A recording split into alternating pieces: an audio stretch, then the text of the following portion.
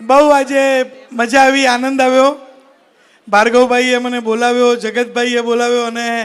માતાજીની આરતી અને પૂજા કરવાનો લાહો આપ્યો.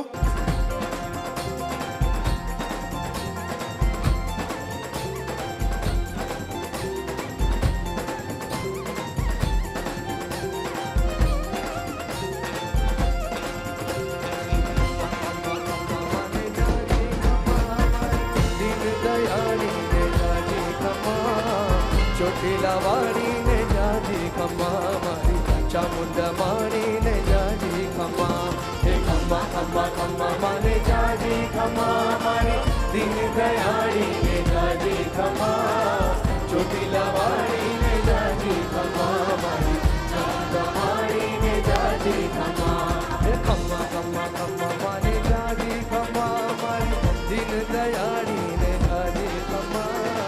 ચોટીલા વાળીને જાજી ખમ્મા મારી ચામુંડ મારીને જાજી ખમ્મા હે ખમ્મા ખમ્મા ખમ્મા મારી જાજી ખમ્મા મારી દિન દયા